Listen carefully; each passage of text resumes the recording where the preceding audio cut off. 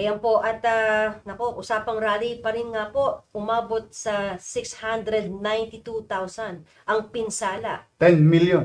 Ay, 10 million na. 10 million na po. Oo Oh, nga. 10.2 ata million pesos. Grabe. Oh, yung 692, if I'm not mistaken, kasama siya nung 10 million. No, recently, nagpa-assess na tayo kasi nagtatanong yung ating mga kababayan sa lungsod ng Maynila. Makikita mo doon sa mga commentaries nila. Pinatatanong kung magkano ang nadanyos ng mga rioters or Mobster. nag-rumble. Oo No? nga po eh. May sinunog na truck. Yung sinunog na truck, alam mo ba istorya noon? Yan. Tama yan. Saglit lang ha. O, tingnan niyo po yan. Yung nasunog na truck na yan ay pag-aari ng isang ina na dalawa lang ang truck niya. At yung kinikita ng truck niya, yun yung pinagpapaaral niya sa anak. Sinunog ng mga rioters. Kaya iyak ng iyak yan. Yung may-ari ng truck. Kawawa naman. But rest assured, we did something for her sa kanyang livelihood. Pumanatag kayo mga batang Maynila, mga tagalungsod, mga kababayan natin. We tried to resolve it within ourselves. No? Happy for her na ibsan na yung kanyang suliranin. At sana makabili siya ng bagong truck para matuloy niya yung kanyang hanap buhay. Yan ho ang mga nangyayari mo kapag tayo talaga ay nagpabigla-bigla. No? Dahil dyan sa gulo na yan, marami na perwisyong individual at saka yung damage sa pampublikong gamit na ginagamit ng pangkalahatan at pribado. Kaya umabot halos ang estimate na nabigay sa atin ng City Engineering, halos 10 milyon mahigit ang na-damage yan. Pati ang mga yan, we try to, your city government, di mga alas 10 ng gabi, no, panatag na, tapos nagmamapping operation yung mga pulis, pumasok ngayon yung DPS. Pinapasok ko na yung DPS, tapos nilinis na yung mga debris, mga sinunog, no? At mga bote, bato, and everything. So, natapos sila mga pasado alas 2 sa madaling araw. Tapos, pasok naman yung engineering. Nag-start tayo alas 4 ng umaga. Pininturahan natin lahat ng binandal nila. Inalis natin yung mga iba pang tibo. Kasi I wanted the people of Manila waking up na parang walang nangyari. So, recto, moraita, eskwelahan, private places or establishment.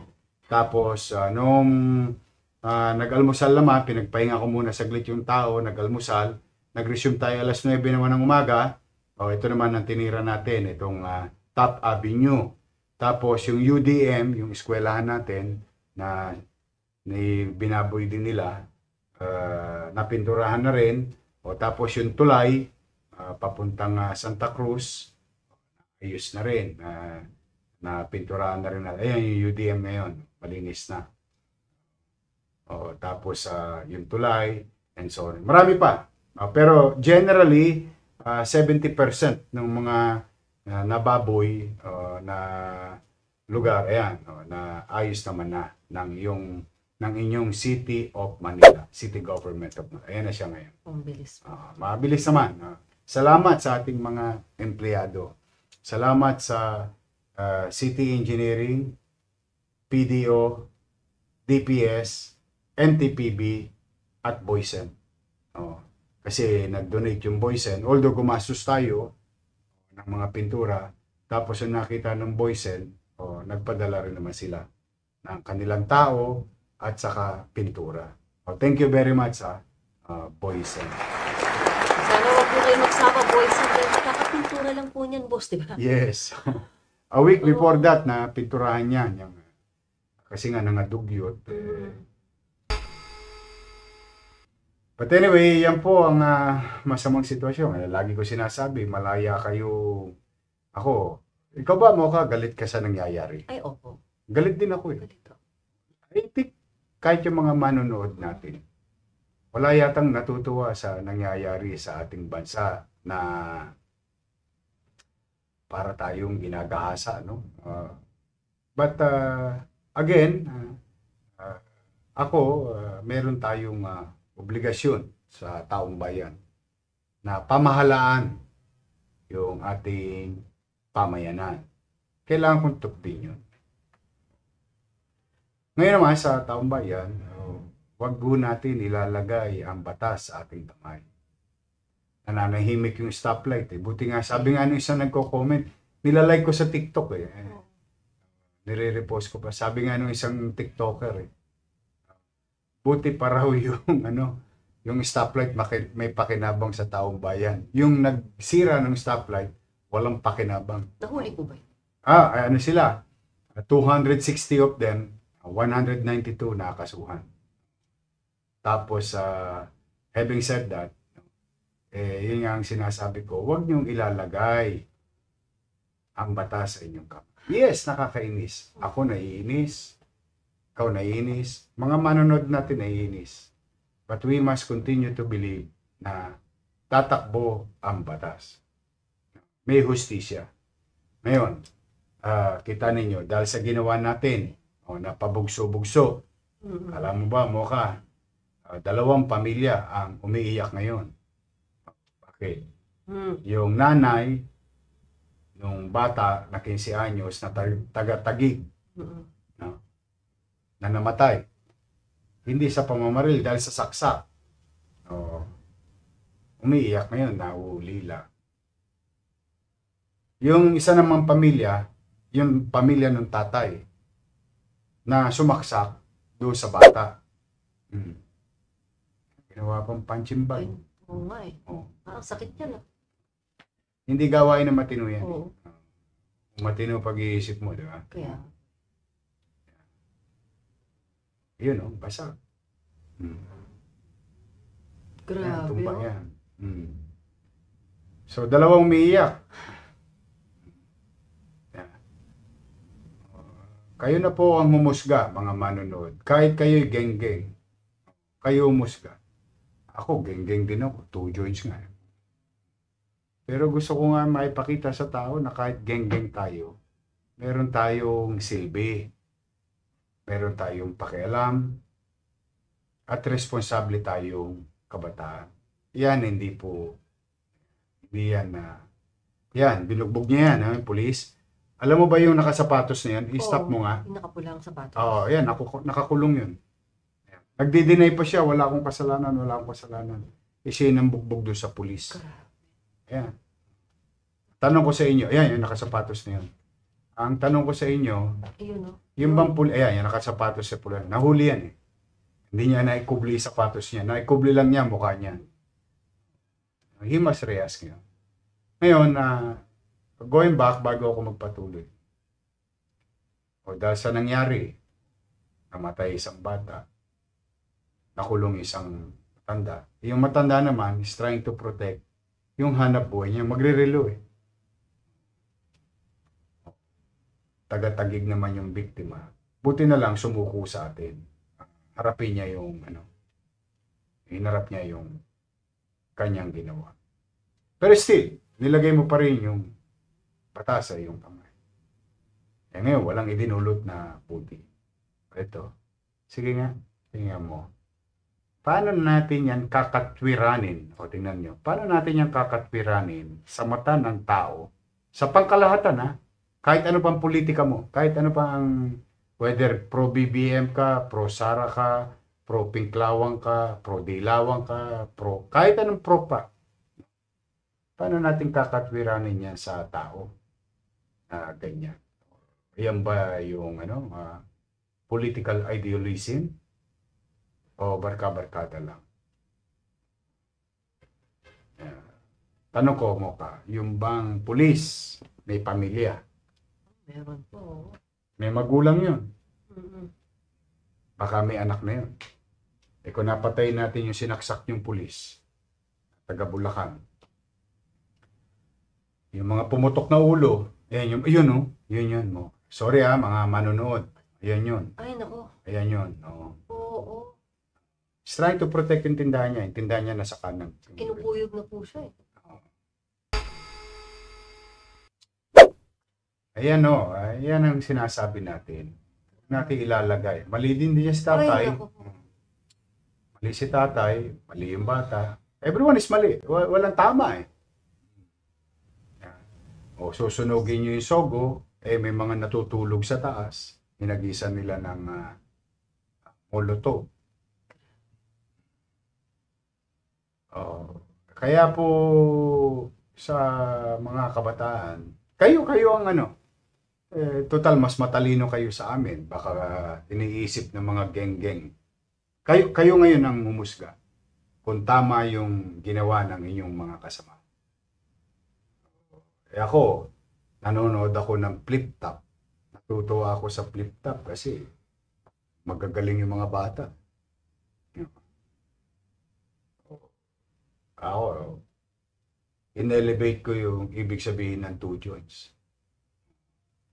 Trying to express, relate yourself, and elevate yung status nila na wala na yung panahon ng mga ganggang. Geng-geng na ngayon. Kaso sila rin ang sumira sa sarili nilang samahan. Kasi kung yun ang nire-representa nila, mga rap-rap, no? Yun ang ganun ang uri, paano tayo gagalang ng tao? Basta ako may obligasyon sa taong bayan. Sa lahat, sa lahat. Mahirap, middle class man. That's my obligation. I hope they will learn their lesson na walang bungang mabuti na idudulot yung ganitong gawain. O, tingnan ninyo ito mo ka. Diyan may nag-inspire. Ang pangalan ng Supaply ba yun? Nag-agitate. O, in-invite ka ng barkada mo. Nung nasa kulungan, anong tawag yan? Dakilang hero siya. Tamo, hindi mapagkakita. Kasama sa kaso yun eh. Hinahanap na ng alagad ng batas yun. A matter of time, may issue ng warrant yun. Pag na-issue ng warrant yun, tago ka na sa lelang mong panot. Talagang, sabi ko nga sa Mocha, ako mas mabuti sumuko na lang sila, kaharapin nila. Pero hindi nila binisita yung mga kasama nila. Ngayon, naglalakas-lakas naman ang loob ng post. Mga post sila, sunugin natin ang Malacanang, sunugin natin City Hall. Purging na, purging. Alam niyo ba ibig sabihin ng purging?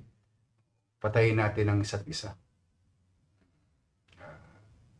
Galit na galit tayo sa mga naghaharing uri, pero tayo naghaharing uri rin. Sige, wag naman. Pero kung hindi pa kayo natuto, kayong bahala. Pero, Mocha, speaking of yung mga nahuli, no, about 260, meron tayong mga nakuha na 12, 11 years old, no? Ito'y tangan-tangan na ng DSWD. At meron ding sinampahan ng kasong 15 to 17 years old sa piskalya. Kasi yung mga 18 anyos pataas, na-inquest na. In-inquest din yung 15 to 17. Yung mga magulang, 4 days na walang tulog. Ando doon sa labas ng MPD. Tayo naman, hayaan ko ang husgado o piskalya o judicial system run its natural course. But as an update sa ating mga kababayan, nagpasya po ang city prosecutor at ipina-implement yung pinatitingnan yung RA 9344 yata yun, saka amended by RA 10630, if I'm not mistaken. O yung Juvenile Delinquency Act and so on and so forth. So, ibinigay sa atin yung poder ng pagdidesisyon kung anong dapat gawin sa 55 na bata. Kahapon, meron ba kayong picture yung kahapon natin? Ayan yung mga magulang. Pinausap ko, halos kalahati are not from Manila. Ba't ibang lugar yan, Mocha? Very may itsura ng mga magulang, nag-aalala. 4 na araw nang walang tulog. Kasama natin ang ating Commission on Human Rights. Ayan. Si Ma'am Maria Victoria Diaz, no? Kinausap ko yung mga magulang. Sabi ko sa kanila, mahirap maging magulang talaga. Mga bata, gustong-gustong kumokopya ng kultura sa ibang nasyon o ibang bansa na namamali naman ng landas. Nag-usap kami ni Director J. De La Puente. Sabi ko, sundin natin yung pinag-uutos o pasya ng city prosecutor o ng prosecutor pag community service natin ito. Kaya kahapon, kinausap ko yung mga magulang. They have to report until they fulfill their community service. Pero kagabi, nakuha na nila yung kanilang mga pinairal pa rin natin yung pagiging magulang. Bagamat talagang sinunod natin yung pasya ng prosecutor, pero meron akong discretion na ikulong sila sa Marikina and so on and so forth. Pero meron din mga option na sila ay pag-community service natin. At tingin ko yun din ang hinihingi ng mga tagalungsod ng Maynila. Nakalaya na sila. Pero alam mo bilang, ikaw ba may anak ka na mo ka? 2 po. Ako. 4 ang paa. Aso. Po, aso. Na, Wala po. ako, 5. Siyempre, magulang din ako. Minsan. Ang mga bata talaga, nagkakamali. Pero mabigat na pagkakamali kasi yung ginawa ng iba. Yung iba naman, barka-barkada lang. O, tingnan ninyo ulitin ko Ito sinabi sa akin ng magulang ko, sasabihin ko rin sa inyo, mga kabataan. Ang magulang, kapatid at kaanak, hindi ka makakapamili sa mundong iba. Ulitin ko hindi ka makakapamili ng magulang. Pero pwede kang mamili ng kaibigan o kakaibigan. Okay, kung ganyan lang naman ang pagiging geng-geng, pagiging barka-barkadahan, lumayo na kayo. Kasi ang alam ko ngayong mga geng-geng ngayon, pinapakita nila yung talent nila, artistic skills nila. Kapag nanonood niya akong flip-top, tawan-tawa ako. Sabi ko, ang tatalino nitong mga bata. Kaya ako nanonood minsan. Tapos, bigay hilig naman ako. Steady lang kayo sa Gedi, 2 joints lang tayo. It's simply because he wanted to relate and elevate yung status nila. Ganito lang yung expression nila, pero mabubuting bata to. Pero no September 21, yung mga geng-geng din ang sumira ng kanilang reputasyon sa komunidad na hindi pa pala tayo nakaalpas sa mga gang-gang nung araw. Alam mo, may nag-riot. Nahanap namin yung video. Nagpangita yung 2 gang. Doon din nag-showdown. Nire-review pa natin yung mga So, to cut the long story short, I hope we've learned our lesson well. Sa mga magulang, lalo na 12 anyos, pakitin mo sa stoplight, 13 anyos. Bantayan ninyo yung mga. Alam ko makukulit yung mga bata minsan. Pero kaya tinawag natin bata, tayo mga matatanda, ay patuloy at huwag mapapagod at magsawa na paalalahanan ng mga bata. Ako, hindi ako nagkulang ng paalala dito, di ba, sa Yormes House.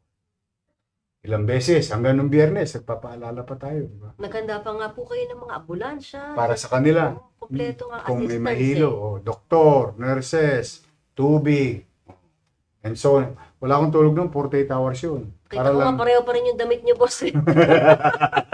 Nahalata ba? Oo. Walang tulog talaga. Gusto ko natin kasi lahat ligtas. At the same time, may labas ng taong bayan yung galit nila. Kaya doon sa mga influencer, ako, mag-iingat kayo sa mga sinasabi ninyo. Kasi, dahil nga kayo influencer, marami kayo na-influensyahan. Ano bang gusto ninyo? Makilala kayo na nag-influensya kayo para may mamatay na bata? Makilala kayo na nagkaka-influensya kayo para pumutok ang ulo ng pulis? O makilala kayo mag-influensya para kayo maging inspirasyon? your choice. Kaya sana mga magulang, natuto tayo sa leksyon na ito. Sa mga bata, natuto kayo sa leksyon na ito. At lahat tayo natuto sa leksyon na ito. Ngayon, kung ano man ang nangyayari sa ating bansa, ayan natin ang Senado, nag-iimbestiga ang Senado. Ngayon, meron din ICI ba yung tawag ito? Nag-iimbestiga. Hayaan natin gampanan nila ang tungkulin nila. Tingin ko naman may mangyayari doon. We must continue to believe that there is hope for our country. Yun lang.